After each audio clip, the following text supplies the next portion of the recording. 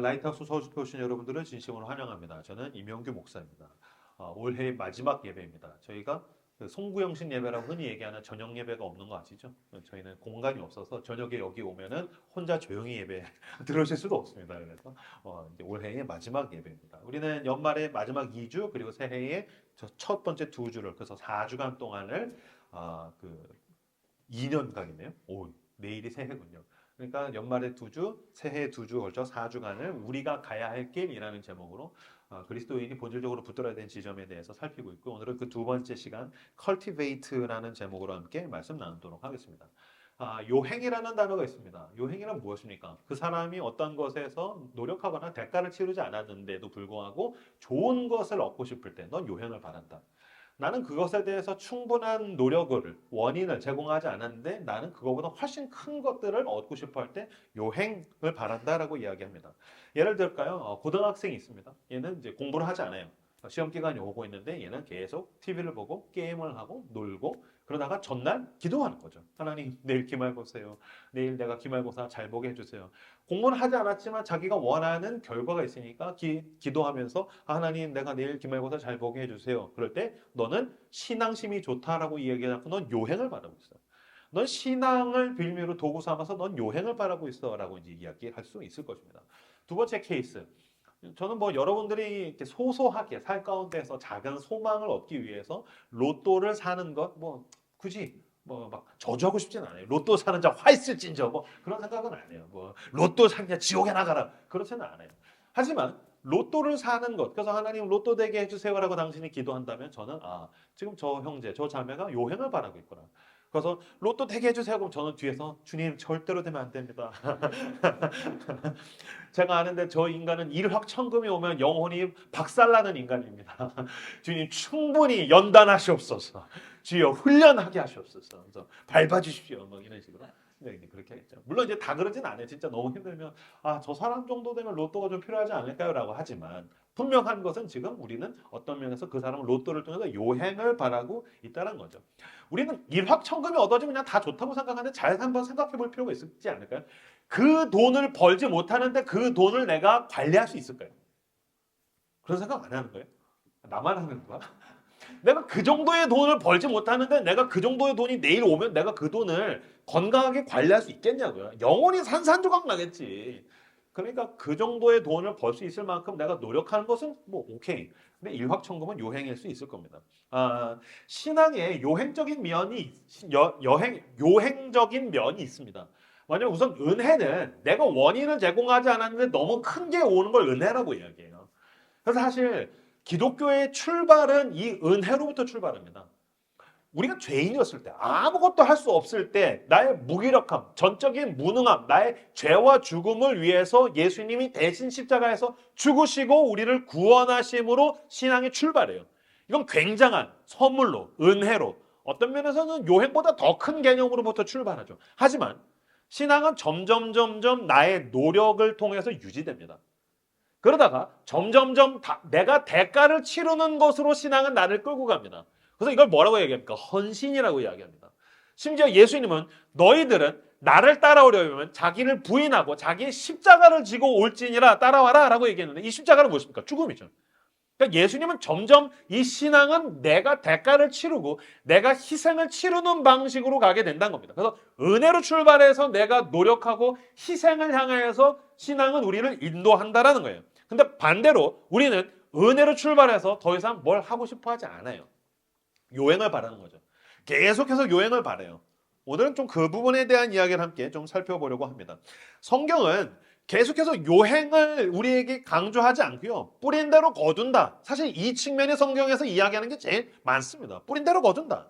뿌린 대로 거둔다는 것이 무엇입니까? 좋은 걸 뿌렸으면 좋은 걸 얻게 되고 안 좋은 걸 뿌렸으면 안 좋은 걸 얻게 될 것이다. 그리고 좋은 열매를 걷고 싶다면 너는 좋은 방식으로 경작해야 한다. 너는 읽어야 한다. 넌 노력해야 된다. 그래야 내가 좋은 걸 얻을 수 있고 게으르고 태만하다면 너의 밭은 폐허가 될 것이다. 너의 밭은 잡초밭이 될 것이다 라고 우리에게 이야기하는 겁니다. 신약에서 보면 예수님이 그 십자가에서 죽으셨다가 부활하셔서 승천하시거든요. 그때 성령을 주십니다. 사람들이 성령 그러면 능력을 생각해요. 성령의 능력. 성령 그러면 기적. 기적. 아니요. 성령과 능력은 연결되지만 그 사이에 단계가 하나가 더 있습니다. 사람들이 이 부분은 간과하는 듯합니다. 자, 사도행전 1장 3절에서 4절 말씀 같이 보겠습니다. 사도행전 1장 3절에서 4절 말씀 같이 읽겠습니다. 시작. 그가 고난 받으신 후에 또한 그들에게 확실한 많은 증거로 친히 살아계심을 나타내사 40일 동안 그들에게 보이시며 하나님 나라의 일을 말씀하시니라. 사도와 함께 보이사 그들에게 분부하여 이르시되 예루살렘을 떠나지 말고 내게서 들은 바 아버지께서 약속하신 것을 기다리라. 아멘. 성령은 우리에게 요행을 가져다 주는 분이 아닙니다. 성령이 임할 때니 어떻게 됐습니까? 자, 그가 고난 받으신 후에 또한 그들에게 확실한 많은 증거로 친히 살아계심을 나타내사 40일 동안 그들에게 보이시며 하나님 나라의 일을 말씀하시니라. 성령이 임하기 전에 예수님께서 뭐 하셨다고요? 40일 동안 말씀을 가르치셨다는 거예요. 그러니까 그의 제자들이 야, 나 부활했어. 내가 성령 줄 테니까 가서 능력을 일으켜. 그게 아니고요. 예수님 부활하신 다음에 40일 동안 말씀으로 훈련을 시키셨다는 거예요. 말씀으로 40일간 훈련을 시킨 다음에 사도와 함께 모이사 그들에게 분부하여 이르시되 예루살렘을 떠나지 말고 내게서 들은 바 아버지께서 약속하신 것을 기다리라. 40일 동안 말씀으로 훈련을 시키신 다음에 나 이제 승천한다. 그런데 기다려라. 성령이 임할 때까지 니네 기다려라. 뭐하고 기다릴까요? 기다려서 뭐 넷플릭스 볼까요? 유튜브 볼 때 성령이 임하셨나요? 모여가지고서 막 마피아 게임, 너가 마피아지 그때 성령이 임했나요? 아니요. 그들은 모여서 기도했습니다. 이게 며칠이 걸릴지 모르겠지만 그들은 계속해서 성령을 기다리면서 기도하고 또 기도하는 가운데 하나님의 때가 찼더니 성령이 임한 것입니다. 그러니까 성령이 어떻게 임했다고요? 성령은 말씀을 훈련하고 기도하는 자들에게 임하셔서 그 능력을 나타내셨다는 거예요. 그러니까 성령이 임하면 기적이라는 것이 아니고 성령의 사람들은 말씀으로 더욱더 가까이 나간다는 것입니다. 성령의 사람들은 기도의 자리로 가까이 나간다는 것입니다. 성령의 사람이 말씀으로 가까이 나가고 기도로 가까이 나갈 때에 능력이 임하더라. 능력이 나타나더라. 이렇게 가야지. 아, 성령이 임하면 능력이 나타나니까 뭐 난 별거 안 해도 되겠구나. 아니요. 그건 요행을 바라는 것이고 하나님의 성령은 내가 말씀 가운데로 기도 가까이 나가게 만드신다는 것입니다. 사도행전 3장 1절 말씀 같이 읽어볼까요? 읽겠습니다. 시작. 제9시 기도 시간에 베드로와 요한이 성전에 올라갈새. 성령이 임했더니 사도행전 3장에 보면은 베드로와 요한이 놀라운 기적을 일으켰습니다. 날 때부터 선천적으로 하반신 마비, 하반신 장애가 있는 이제 뭐 성경에서 안진뱅이, 옛날에 안진뱅이라고 그랬는데 그 안진뱅이 거지를 그 베드로가 나에게 은과 금은 없거니와 내게 있는 것으로 너에게 주노니 나사렛 예수의 이름으로 일어나 걸으라. 그랬더니 한 번도 일어난 적이 없던 사람이 일어나서 걷고 뛰며 찬양하면서 놀라운 기적이 일어났어요. 근데 그 기적이 언제 일어났답니까? 3장 1절에 분명히 제9시 기도 시간에 베드로와 요한이 성전에 올라갔어요. 이 9시는 오후 3시입니다. 오후 3시에 베드로와 요한은 기도하기 위해서 성전으로 가고 있었다는 거예요. 이거는 그냥 그날 한 번만 딱 3시에 갔구나. 아니요. 베드로와 요한은 늘 틈을 내서 시간을 내서 기도하는 사람이었던 거예요. 성령은 그들로 하여금 기도하게 했고 기도하러 가던 중에 기적이 일어났다는 거예요. 내가 늘 기도하는 그 시간에 놀라운 하나님의 기적이 그들에게 일어났다는 것입니다. 베드로와 요한이 원래 어떤 사람입니까? 예수님이 십자가에서 못 박히시기 전에 겟세마네 동산에서 야, 나 이제 십자가에서 죽어야 되니까 기도해라. 자고 있습니다. 자빠져서 자고 있습니다. 일어나 기도해. 갔다 오니까 또 자고 있습니다. 일어나 갔다 왔더니 또 자고 있습니다. 계속 퍼즐로 자고 있던 애들은 아니죠. 퍼즐로 자고 있던 베드로와 요한이 오후 3시에 그들은 기도하러 가더라. 무슨 뜻입니까? 성령은 그들을 변화시켰는데 어떻게 변화시켰습니까? 무능력하던 자들이 초능력적인 능력을 나타내겠습니까? 그게 아니죠. 늘 틈만 나면 자고 게으르고 태만하고 나의 영혼에 아무 관심 없던 자들이 성령이 임하니까 틈만 나면 기도하는 사람으로 변화된 것입니다. 그랬더니 그들이 늘 기도하던 그 시간에 기적이 일어나고 그들이 늘 말씀을 붙들던 그 시간에 기적이 일어나고 하나님의 성령은 먼저 우리를 말씀과 기도 가운데로 인도하더라라는 것입니다. 오늘 본문에서 보면 바울이 그 제자인 디모데에게 뭐라고 이야기했습니까? 자, 7절에서 10절 말씀 디모데전서 4장 7절에서 10절 같이 읽겠습니다. 시작. 망령되고 허탄한 신화를 버리고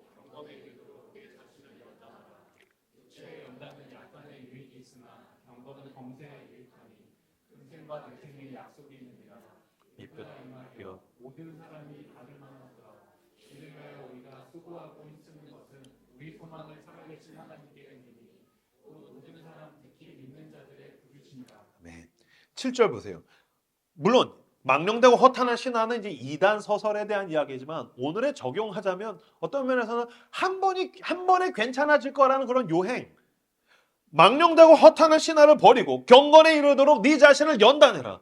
근데 경건, 연단 단어가 어렵죠. 특히 여기 가운데 비그리스도인이라든지 교회를 나온 지 얼마 안 된 분들은 뭐 경건, 연단 무슨 소리야. 유지 피터슨이 메시지 성경에서 이 대목을 이렇게 썼습니다. 하나님 안에서 날마다 훈련하십시오. 영적 무기력은 절대 금물입니다. 화고죠. 하나님 안에서 날마다 훈련해야 합니다. 영적 무기력은 절대 금물입니다. 아까 말씀드렸다시피 신앙의 출발은 은혜로 값없이 예수께서 나를 위해서 십자가를 지심으로 값없이 나에게 구원이라는 놀라운 보물이 얻어짐으로부터 출발합니다.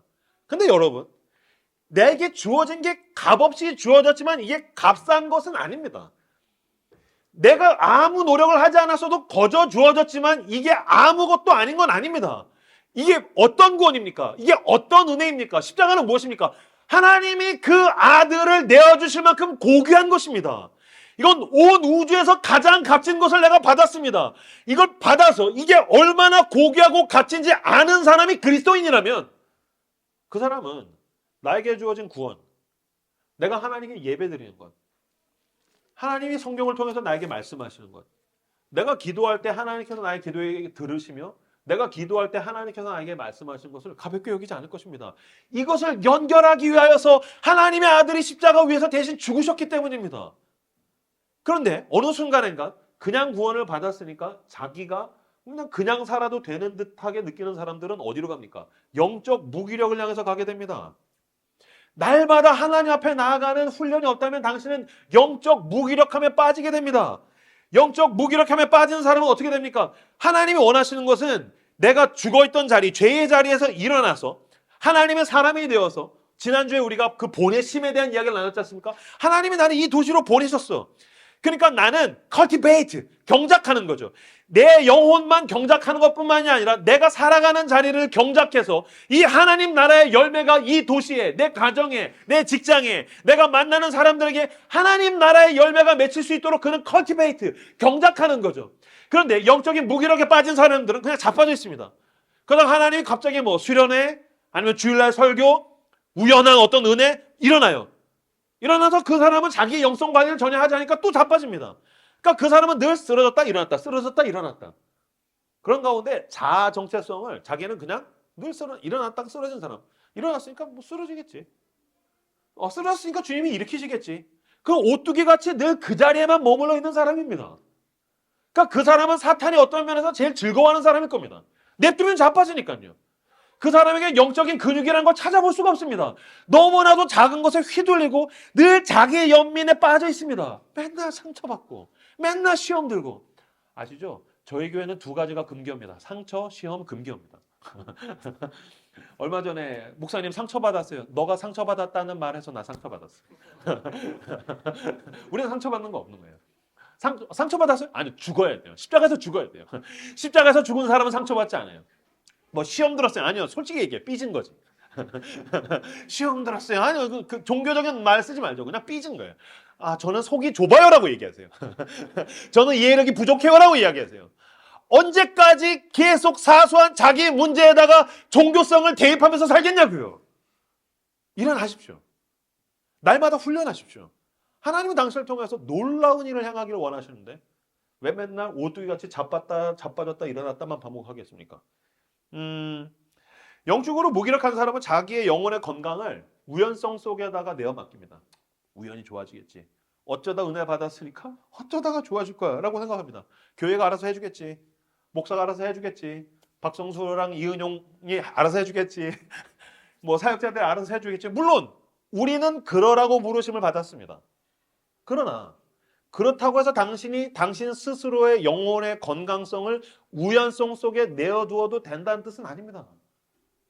당신은 충분히 자기에게 소중한 것을 위해서 대가를 치르고 있지 않습니까? 자기의 영혼의 상태에서는 아무리 무관심하고 영적인 무기력 상태에 있는 사람일지라도 자기의 즐거움에는 굉장히 발빠르게 움직이고 있지 않습니까? 돈에 대해서 당신은 얼마나 민감합니까? 친구들 몇 명이 모였는데 밥을 먹었는데 밥값을 뿜빠이. 너무 전문 용어네. n분의 1 했어요. 근데 내가 돈을 더 냈어. 그러면 그게 계속 마음에 남지 않습니까? 내가 더 냈어. 저 새끼 안 냈어. 그 돈 몇 푼 때문에 우리는 그거 되게 민감하지 않습니까? 내가 어떻게 해야지 돈을 더 벌 수 있을지? 당신은 주식과 그다음에 비트코인과 부동산에 민감하지 않습니까? 그죠? 충분히 민감하잖아요. 아니면 당신은 당신의 패션에 민감하지 않습니까? 트렌드에 민감하지 않습니까? 넷플릭스와 유튜브에서 내가 뭘 봐야 될지에 대해서 당신은 기대하고 기도하고 아니 기도 아니지 기대하고 바라고 민감하지 않습니까? 자녀 교육 문제에 대해서 민감하지 않습니까? 충분히 당신은 당신이 소중히 여기는 것에 대해서 굉장히 민감하고 대가를 치르고 있지만 당신의 영혼은 빈곤합니다. 빈곤하다는 말 지금 굉장히 제가 좋게 표현한 겁니다. 자본주의 사회를 살아간 사람들 제일 싫어하는 말이 너 가난뱅이라는 말입니다. 너 가난해. 야, 너 가난해. 너 차 그런 거 타냐? 야, 너 옷 그런 거 입냐? 야, 너 뭐 그런 브랜드? 내가 남만큼의 어떤 브랜드나 돈이나 소유나 성취나 차나 집이나 이런 게 없으면 굉장히 열등감에 사로잡혀 있고 괴로워하고 막 성장하고 싶고 성숙하고 싶고 나도 좋은 걸 갖고 싶어 하고 그러는데 그거는 눈에 보이는 것들이죠. 이미지라고요. 소유라고요. 피상적 세계예요. 그러면 그 눈에 보이는 껍데기의 세계 속에 당신의 속 알맹이는 너무 빈곤한 건 아닙니까? 그러니까 만약에 나를 이렇게 뜯으면 내 속이 너무 빈곤해요. 영양실조 걸려 있어요. 아무런 브랜드가 없는. 왜 우린 그것에 대해서 부끄러워하지 않죠? 왜 나는 그 부분에 대해서 성장을 도모하거나 성숙하고 싶어 하지 않죠? 왜 이걸 그냥 목사에게만 내어 맡기는 거죠? 아니요. 하나님은 당신을 부르셨습니다. 당신은 날마다 훈련해야 됩니다. 영적 무기력은 절대 금물입니다. 성령이 충만한 사람은 자기의 시간을 떼어서 자기가 영적으로 내면적으로 성숙하고 성장하기 위해서 훈련하는 사람입니다. 하나님의 성령은 우리로 하여금 그 일을 도모하게 하고 시도하게 하고 열정적으로 그 일을 행하게 만드십니다. 그리고 하나님은 그 능력을 우리에게 부으시는 분이십니다. 그렇게 성령의 능력에 이끌려서 말씀과 기도에 충만하며 내 영혼이 건강해지며 내 인생의 목표는 예수 그리스도를 닮아가는 것입니다 라고 이야기하는 사람들이 그리스도의 제자입니다. 로안 윌리엄스라는 신학자가 성공의 신학자가 이렇게 얘기했습니다. 여러분이 제자가 되는 길은 이따금씩 얼굴을 들이미는 일로 이루어지지 않습니다. 제자도는 원래 그리스어의 엄격한 문자적 의미로 학생이 됨을 뜻하지만 일주일에 한 번 수업을 듣기 위해 또는 설교를 듣기 위해 얼굴을 내미는 일을 뜻하지 않습니다. 제자도는 드문드문 이어지는 간헐적 상태가 아니라 지속적 관계를 가리킵니다. 이런 의미에서 제자, 곧 배우는 자가 된다는 것은 쉬지 않고 바라보며 귀 기울여 듣는 일로 이루어지는 상태를 말합니다. 여러분, 우리의 목적은 싸구려 은혜를 가지고 어떻게든 그냥 적당히 세상과 양다리 하면서 살다가 천국에 입성하는 것이 아니고 영광스러운 그리스도의 제자가 되는 것입니다. 그리스도를 따르는 사람, 그리고 제자란 배우는 것, 그리스도로부터 배우는 사람. 세상의 영향력으로 나를 채워가지고 계속해서 자빠지고 쓰러지고 뒹굴다가 어떻게든 구원만 받는 사람이 아니라 그리스도의 제자로서 나는 이 땅을 회복시키고 이 땅을 변화시키며 나를 부르신 소명을 다하는 것이 우리의 목적이라는 것입니다. 그러려면 나는 간헐적 상태로 띄엄띄엄 은혜를 받는 것은 안 될 것입니다. 난 열정적으로 배워야 합니다. 그분 안에 거해야 합니다. 그분과 동행해야 합니다. 나는 시간을 떼어서 어떻게든 그분의 말씀으로 나를 채우고 기도로 주님과 연결돼야 됩니다. 그때 나를 통해서 내 주변이 변화되기 시작합니다. 나를 만나는 사람들이 나처럼 살아나기 시작합니다. 내가 그 놀라운 그리스도의 거룩한 영향력을 나를 보내신 이 도시에서 행할 수 있게 된다는 것입니다. 그래서 그리스도의 제자는 그들이 살아가는 삶의 자리 가운데 놀라운 변혁과 변화를 가져다 주는 사람입니다. 그걸 위해서 우리는 날마다 훈련해야 합니다. 어떤 목사님의 강의를 들었는데 목사님의 아는 형님이 재활 치료에서 굉장히 탁월하신 분이라는 거예요. 그분이 이야기를 하다 뭐라고 했냐면은 자기가 재활 치료를 해서 늘 남들의 건강을 보는데 한국 남자가 팔굽혀펴기 10개 정도는 웬만하면 다 한다는 거예요. 그랬더니 이제 여기서 10개를 못 하신 분들 난 뭐지 뭐 하실 텐데 어쨌든 죽은 힘을 다하면 우리가 10개 정도는 할 수 있지 않습니까? 한국 남자들은 웬만하면 팔굽혀펴기 10개 정도는 다 할 수 있는데 매일 10개를 하는 사람의 몸과 1년에 한 번 죽을 힘을 다해서 10개를 하는 사람의 몸은 천지 차이라는 거예요. 그러니까 별것도 아닌 10개, 팔굽혀펴기 10개. 다 할 수 있는 거. 근데 그걸 1년에 한 번 하는 사람의 몸 상태와 그걸 매일 10개를 하는 사람의 몸 상태는 천지 차이라는 거예요. 제가 그 강의 들었는데 확 왔어요. 그렇죠? 매일 10개를 하는 사람의 몸 상태와 1년에 한 번 하는 사람의 몸 상태는 천지 차이입니다. 마찬가지입니다. 1년에 한 번 성경을 펴가지고 읽는 사람의 영혼의 상태와 매일 성경을 펴서 읽는 사람의 영혼의 상태는 천지 차이입니다. 매일 시간을 떼어서 아침이 되었든 점심 사이가 되었든 오후와 저녁이 되었든 내 삶을 떼어서 하나님과 연결되는 사람의 영혼의 건강성과 주일날 예배를 한 번 드릴 때 그냥 기도하는 사람의 영적인 몸 건강성은 천지 차이일 것입니다. 당신의 하루 가운데에 하나님 안에서 훈련하는 루틴이 있으시길 주님의 이름으로 축복합니다. 저는 제 삶 가운데의 저녁 시간 11시부터 2시까지의 그 새벽 시간을 저는 좋아해서 그 시간을 떼어서 그때는 누구의 방해도 받지 않고 저는 하나님과 연결되려고 합니다. 물론 가끔씩 아내가 옆에서 치고 들어오면 어쩔 수 없습니다. 아내는 무서우니까요. 하지만 나는 그 시간을 어떻게든 확보해서 나는 오늘 해야 할 팔굽혀펴기를 해야 돼요. 하나님과 연결되어야 돼요. 말씀을 읽어야 돼요. 기도를 해야 돼요. 나는 건강한 너무 내가 좋아하는 영적인 기독교 서적들과 나에게 은혜가 되는 책들을 읽어야 돼요. 그러지 않으면 나는 설교를 못할 뿐만이 아니라 난 하나님 앞에서 나는 굉장히 비실거리는 빈곤한 인간이 되는 게 난 싫어요. 주님 앞에서 당신이 건강해지기 위해서 당신은 몸부림쳐야 됩니다. 그렇게 매일 루틴으로 할 때 내가 점점 성숙하고 성장하고 강해집니다. 내년도에 제가 목표를 잡은 게 있습니다. 양육과 훈련입니다. 재작년은 이제 작년이 아니죠. 어쨌든 2023년, 2022, 23년은 이제 하우스 내에서 양육을 위주로 했는데 내년 24년부터는 제가 직접 하는 반들을 이제 만들려고 해요. 제자 훈련반, 뭐 경건 훈련반, 또 이제 리더 훈련반. 그리고 모이면 어쨌든 서로 배우고 가르치고 기도하고. 왜냐면 여러분 교회는 하나님 나라라는 분명한 목적성을 가진 공동체입니다. 아시죠? 저 노는 거 되게 좋아합니다. 저랑 밥 먹은 사람들 알 겁니다. 전 식사 기도도 잘 안 할 때가 있습니다. 전 노는 거 되게 좋아해요. 근데 여러분, 우린 놀기만 하는 소모임은 아닙니다. 사실 계속 교회에서 모여서 놀다가 보면요. 교회 사람들끼리 노는 거 별로 재미없습니다. 이게 뭐 술이 있습니까? 뭐 조명이 돌아갑니까? 별로 재미없습니다. 진짜 재밌게 노는 건 밖에서 노는 게 재밌습니다. 저도 밖에서 훨씬 재밌습니다. 조명 돌아가는 데서 술 먹고 유흥하고 그게 훨씬 재밌습니다. 이 경건하고 거룩한 인간들끼리 노는 거 재미 하나도 없습니다. 언제 재밌을까? 은혜 받고 놀면 재밌습니다. 아니면 놀고 은혜 받으면 재밌습니다. 근데 놀기만 하면 별로 재미없습니다.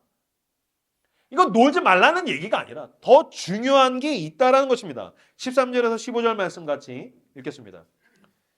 시작. 내가 열흘까지 있는 것과 권하는 것과 가르치는 것을 전념하라. 내 속에 있는 은사하고 장로에 대해서 안수받을 때 예언을 통하여 받은 것을 가볍게 여기지 말라. 이 모든 일에 전심을 다하여 너의 성숙함을 모든 사람에게 나타내게 하라. 아멘. 13절. 내가 이럴 때까지 읽는 것과 권하는 것과 가르치는 것에 전념해야 된다. 읽는 것과 권하는 것과 가르치는 것을 제가 이렇게 한번 표현해 봤습니다. 권하는 것은 무엇입니까? 비그리스도인에게 복음을 권하는 거죠. 그 다음에 읽는 것은 무엇입니까? 내가 믿음이 약하니까 배우는 거죠. 성경을 읽고 배우는 거죠. 그 다음에 가르치는 것은 무엇입니까? 내가 믿음이 굳건하면 믿음이 약한 사람을 가르치는 것이죠. 그래서 읽고 배우고 가르치고 그 다음에 권하는 것. 그래서 배우거나 가르치는 것. 두 가지로 이야기하면. 이거를 제가 너무 존경하는 온누리교회 하영조 목사님이 이렇게 얘기하셨어요. 우리 교회는 세 가지를 무조건 하셔야 된다고. 배우거나 가르치거나 아니면 떠나거나. 근데 이 떠나거나가 교회 나가! 이런 건 아니에요. 여기서 떠난다라는 건 선교를 얘기해요. 그러니까 그리스도인은 어떤 사람입니까? 그리스도의 제자, 배우는 사람, 그리고 가르치는 사람, 그리고 배우고 가르침이 없는 곳을 향해서 떠나는 사람. 그럼 그 사람이 교회가 되는 거죠. 이거는 제 교회론이랑도 정확하게 일치합니다. 배우거나 배움이 필요한 내가 가르치긴 내가 좀 배워야겠어. 그럼 배우거나 내가 배웠어. 이제 가르치거나 아니면 이 배우거나 가르치는 거나 같이 하거나 이게 필요한 곳을 향해서 우리는 떠나는 사람. 그 사람들이 그리스도의 제자라고 얘기합니다. 그래서 쓸 때 꼭 목사가 있어야지 교회가 됩니까? 아니요. 신실한 그리스도의 제자, 배우고 가르칠 줄 아는 그리스도의 제자가 있으면 당신을 통하여서 당신 주변에 교회가 생기는 겁니다. 이명규 목사가 들어갈 수 없는 당신의 직장에 교회가 생깁니다. 당신의 이웃들 가운데 당신이 있음으로 인해서 교회가 생깁니다. 당연하죠. 권하고 읽고 배우고 가르치니까요. 하나님은 그렇게 우리를 통하여서 이 도시 가운데 놀라운 은혜의 역사를 나타내기를 원하신다는 것입니다. 여기서 15절, 이 모든 일에 전심전력해라. 읽고 배우고 가르치는 일에 전심전력해라. 우리나라 말로 전심전력. 단어가 너무 좋지 않습니까? 근데 이 전심전력하라라는 단어가 도대체 영어 성경에서 어떤 단어가 하고 딱 봤더니 cultivate. 경작해야 한다. 경작해야 한다.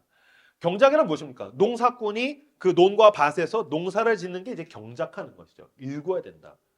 우리가 농사를 줘보지 않았으니까 별로 크게 와닿지 않고 그냥 많이 노력하는 뜻인 거 아니죠. 봄에 농사를 시작한 농사꾼은 가을에 추수가 올 때까지 이게 흉년이 될지 풍년이 될지 모르지만 그는 늘 성실하고 신실하게 그는 경작합니다. 해가 뜨기도 전에 해보다 더 먼저 일어납니다. 그는 비가 오나 바람이 부나 그는 계속해서 자기의 논과 밭을 향해 가가지고서 자기의 호미질을 합니다. 잡초를 뽑습니다. 그래서 그는 자기의 논밭을 아름답게 일구어서 결국엔 수확을 얻어내는 사람입니다. 마찬가지입니다. 주님께서 그 얘기를 하신 것입니다. 너는 너의 마음에 있는 잡초를 뽑아야 한다. 너는 너의 영혼을 일구어야 한다. 너는 성경을 읽고 기도를 하고 이게 은혜가 되든지 안 되든지 늘 성실하게 매일마다 자기의 논과 밭을 향해서 달려나가는 그 농사꾼처럼 너는 cultivate. 너는 농사를 지어야 한다. 너는 경작해야 한다. 이 cultivate라는 단어에서 뭐가 나왔습니까? 컬처가 나왔습니다. 문화가 나왔습니다. 마찬가지로 내가 하나님 앞에 나아가는 그 말씀과 기도가 내게 문화가 됩니다. 그러면 어떻게 됩니까? 내가 갈 때마다 그 주변에 나로 인하여서 내가 열심히 경작하면 그것이 우리의 문화가 됩니다. 그럼 라이트하우스 서울숲의 문화는 무엇입니까? 힙한 겁니까? 라이트하우스 서울숲의 문화는 무엇입니까? 뭐 청년들끼리 모여가지고서 막 화기애애한 것입니까? 그런 게 문화가 되면 여긴 교회가 아닙니다. 우리 교회의 문화는 무엇이 되어야 됩니까? 말씀을 경작하고 기도를 경작하고 복음을 경작하는 것. 이 컬티베이트로 인하여서 라이트하우스 서울숲의 문화가 생기게 되기를 주님의 이름으로 축복합니다. 체로키 인디언들 가운데 유명한 이야기가 있습니다. 두 마리의 늑대가 싸우고 있다. 선한 늑대와 악한 늑대. 어떤 늑대가 이기겠느냐? 추장이 대답합니다. 당신이 먹이를 주는 쪽이 이길 것이다. 기가 막힌 얘기죠. 내 속에 선한 늑대와 악한 늑대가 싸우고 있다. 누가 이길까요? 당신이 먹이를 주는 쪽이 이긴다.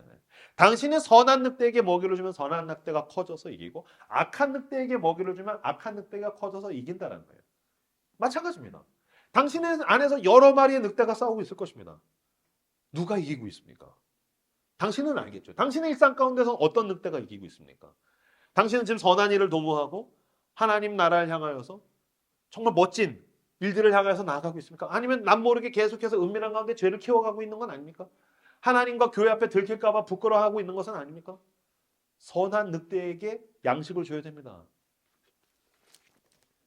하나님이 원하시는 그리스도의 제자의 모습이 되기 위해서 영의 양식을 내 영혼에 공급해야 합니다. 기도로 그 영의 양식을 공급해야 합니다.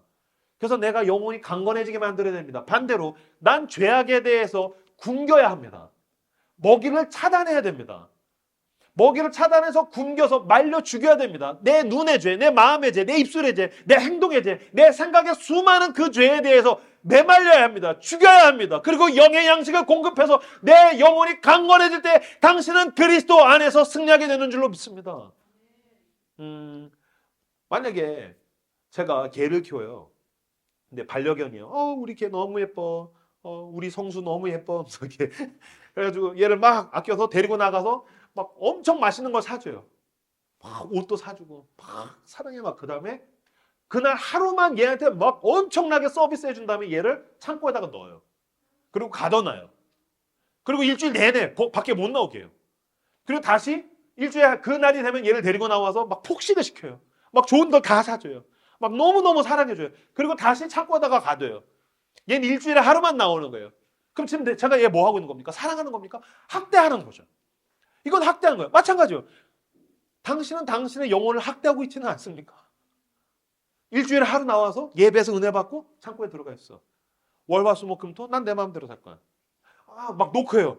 문 좀 열어줘. 내가 메말라 가고 있어. 죽겠어. 가만히 있어. 주일이 와야 돼. 주일이 와서 문을 열어줘요. 자, 가자. 예쁘게 화장해야지. 이쁘게 꾸미고 교회 가서 쪽팔리게 하지 마. 믿음이 좋은 사람처럼 행동해. 알았어? 가가지고도 하고서 주일이 끝나면 폭식하고 가잖아요. 당신은 당신의 영혼을 학대하고 있는 거예요. 꺼내세요. 함께 하세요. 지속적으로. 늘 내가 영적으로 훈련하여서 강건한 영혼을 가지게 되기를 주님의 이름으로 축복합니다. 아까 읽었던 8절 말씀, 육체의 연단은 약간의 유익이 있으나 경건은 범사에 유익하니 금생과 내생에 약속이 있느니라. 말이 어렵죠? 이걸 8절을 메시지 성경에서는 이렇게 표현했습니다. 같이 8절, 체육관에서 몸을 단련한 것은, 자, 같이 읽겠습니다. 시작. 유익하지만 하나님 안에서 훈련받는 삶은 훨씬 유익합니다. 그런 삶은 현재는 유익이고 영원토록 그들에게 건강하게 해줄 것입니다. 네. 경건이 무엇입니까? 그 개역개정에서 8절에 보면은 육체의 연단과 대꾸되어 있습니다. 육체의 연단과 경건이 대꾸되어 있어요. 육체의 연단이 영어로 physical exercise, 육체의 운동.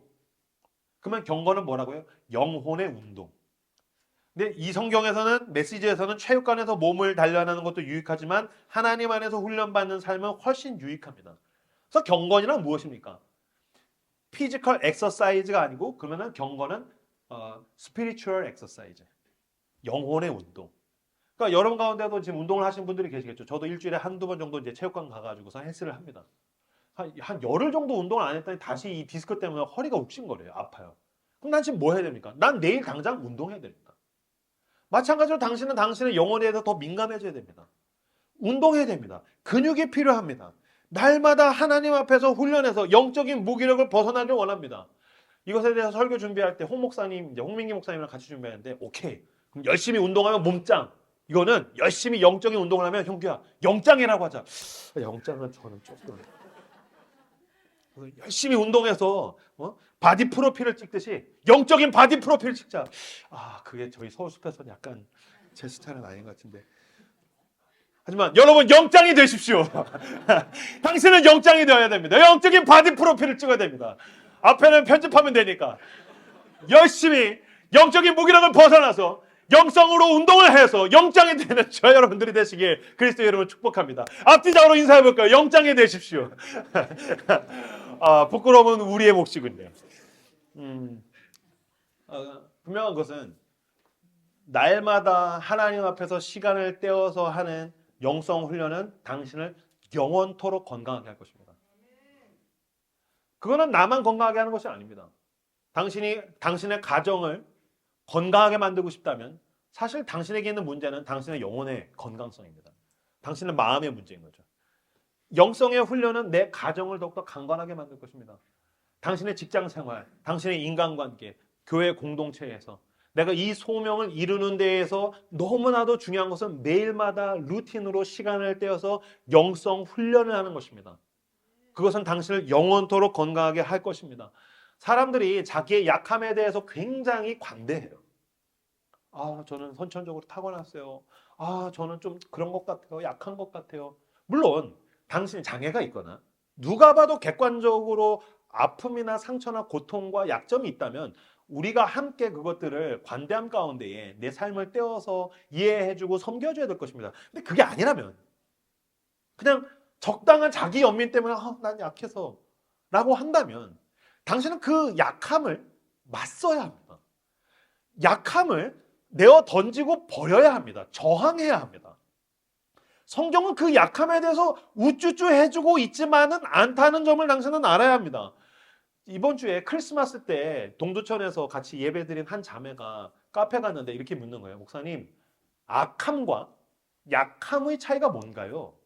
질문이 너무 좋았어요. 왜 그런 질문을 해요? 그랬더니 자기가 다시 신앙생활을 열심히 하려고 보니까 자기 안에 악함도 있고 자기 안에 약함도 있더라는 거예요. 그래서 악함은 저항해서 나빠. 이건 악한 거야. 근데 약해서 막 어떻게 하는 건 자기가 어떻게 대해야 될 줄 몰라서 약해서 신앙생활이 힘들고 하나님을 사랑하지 못하고 하나님 뜻대로 살지 못한 거 어떻게 해야 되나 그래서 자기가 묻는다는 거야. 악함과 약함의 차이가 무엇입니까? 라고 묻더라고요. 그래서 제가 대답했어요. 악함이란 옳은 일에 대해서 약하다는 뜻입니다. 악하다는 건 옳은 일을 생각하기에 약하다는 뜻입니다. 악하다는 건 옳은 일을 말할 때에 약하다는 뜻입니다. 악하다는 건 옳은 일을 행동으로 하기에는 그 사람이 약하다는 뜻입니다. 그러므로 당신은 당신의 약함과 맞서야 합니다. 하나님은 당신을 강하게 하시며 하나님은 당신을 붙들어 주시며 하나님의 강력한 힘이 당신에게 성령으로 인해서 부어질 것입니다. 이 약함을 내버려두면 당신은 필연적으로 악하게 될 것입니다. 무슨 뜻인지 아시겠죠? 그러니까 우리는 우리의 약함에 대해서 너무너무 우쭈쭈하죠. 아니요. 성경은 당신의 약함을 맞서라고 이야기합니다. 선한 일에 지혜롭고 악한 일에 미련하다. 또한 에베소서 6장 10절 16절 말씀 같이 읽겠습니다. 시작. 그 힘의 능력으로 강건하여지고 마귀의 관계를 능히 대적하기 위하여 하나님의 전신갑주를 입으라. 우리의 씨름은 혈과 육을 상대하는 것이 아니요 통치자들과 권세들과 이 어둠의 세상 주관자들과 하늘에 있는 악의 영들을 상대합니다. 아멘. 하나님이 난 약해서 죄를 짓고 약해서 게으르고 약해서 태만하고 마음은 원이로 돼 육신이 약해서 그래요 라고 이야기하는 자들 향해서 뭐라고 얘기하십니까? 우쭈쭈 하지 않습니다. 에베소서 6장 10절에 보면 끝으로 너희가 주 안에서와 그 힘의 능력으로 강건하여지고 마귀의 관계를 능히 대적하기 위하여 하나님의 전신갑주를 입으라. 우리의 씨름은 혈과 육을 상대하는 것이 아니요 통치자들과 권세들과 이 어둠의 세상 주관자들과 하늘에 있는 악의 영들을 상대합니다. 여기서 나오는 말씀에서 나오는 느낌은 어떤 겁니까? 전 두 가지를 느낍니다. 첫 번째, 무슨 군대 훈련 조교 같아요. 비실거리는 훈련병들에게 뛰어! 푸시업! 하나 더! 아니면 내가 PT 할 때 더 드세요! 막 그런 사람 같아요. 할 수 있어! You can do it! 하나님은 우리를 강건하게 하시는 하나님이십니다. 그 강한 능력으로 지금 우리를 어디로 보내십니까? 악한 마귀의 관계를 대적하며 세상에 있는 것들과 맞서 싸우라고 마치 멸망 직전에 세상을 구원해낼 마지막 용사처럼 지금 이야기하시는 거 아닙니까? 난 약한데요? 아니요. 하나님이 당신을 일으켜 세우시며 하나님의 성령이 당신에게 임하시며 하나님의 성령이 당신의 마음과 육체와 당신의 삶 가운데 놀라운 능력을 부으실 것입니다. 그러므로 여러분 자신의 하루 가운데 시간을 떼어서 하나님 앞에 나아가십시오. 주님이 그 말씀으로 공급하는 그 시간 앞에 나아가십시오. 주님이 그 기도하는 가운데 주님과 연결되는 그 전능자와 연결되는 그 강건해지는 능력 가운데 기도로 나아가십시오. 주님이 당신을 강하게 만드실 줄로 믿습니다. 나의 약함에 대해서 더 이상 우쭈쭈하지 않고 난 상처가 많아서 그래. 마음은 원이로 돼 육신이 약해서 그래요. 그 마음은 원이로 돼 육신이 약해서 그래 라는 말은 주님이 그러니 강해져라 be strong 이런 뜻입니다. 자기 핑계로 되는 게 아니란 말입니다. 맞서십시오. 싸우십시오. 약함을 떨쳐내십시오. 성장하십시오. 성숙하십시오. 더 강해지는 2024년이 되시기를 주님의 이름으로 축복합니다. 제가 굉장히 많이 듣는 질문 가운데 그런 질문 많이 받아요. 목사님 너무 일찍 예수를 믿어서 억울해요. 죽기 직전에 믿으면 되는 거 아닌가요? 저는 못 누린 게 너무 많아요. 너무 일찍 예수 믿은 것 같아요. 그 사람은 모르는 게 있어요. 예수를 믿고 천국에 입성하는 게 우리의 목표가 아니라는 거예요. 우리의 목적은 무엇입니까? 더 강하고 더 부요한 사람이 되어서 천국에 들어간 것입니다. 그러면 죽기 직전에 그냥 천국에 가면 된다면 제가 질문하고 싶어요. 어차피 당신 그냥 대한민국에서 살면 되니까 그냥 노숙자로 살아도 되는 거 아닙니까? 그냥 그지처럼 그냥 대한민국 사람만 되면 되는 거잖아요. 그건 아니잖아요. 그게 싫어서 당신은 더 부요해지기 위해서, 더 성장하기 위해서, 더 강해지기 위해서, 더 성숙해지기 위해서 나는 최선을 다하는 거잖아요. 마찬가지로 우리가 천국에 간다고 했었을 땐 싸구려의 모습으로 가는 게 우리의 목표가 아니라는 겁니다. 그리스도의 분량까지 장성해지는 것. 그래서 성경에서는 부요케라고 나와 있는데 이게 rich, 부유하다라는 뜻입니다. 그러니까 우리가 추구해야 할 부유함은 물질적 부유함만 있는 게 아니고 내 영혼의 부유함, 내 영혼의 풍성함, 이건 나를 채우고 흘러 넘쳐서 그 은혜가 필요한 사람, 생명이 필요한 사람들에게 흘러가서 그들을 채우고 일으켜 세울 수 있는 영적인 부유함까지 나가기를 주님은 원하신다는 것입니다. 계속해서 그렇게 나아가십시오. 힘쓰십시오. 결국에는 당신은 이런 말을 듣게 될 것입니다. 고마워요. 나는 내면이 너무 불안정했는데 당신을 만나면서부터 내 내면에 뭔가 단단한 힘이 채워지고 있어요. 나는 사는 게 너무 힘들었는데 죽고 싶었는데 살고 싶어졌어요. 너가 나를 위해서 기도해줘서 너가 나를 위해서 붙들어줘서 너가 나한테 전달해준 그 말씀이 나를 살게 했어. 내가 하나님이 나를 얼마나 사랑하신지를 알게 됐어. 내가 가는 그곳에서 나를 통해서 내 주변이 살아나게 되는 그 자리까지 주님은 우리를 인도하길 원하십니다. 반주해 주시겠습니까?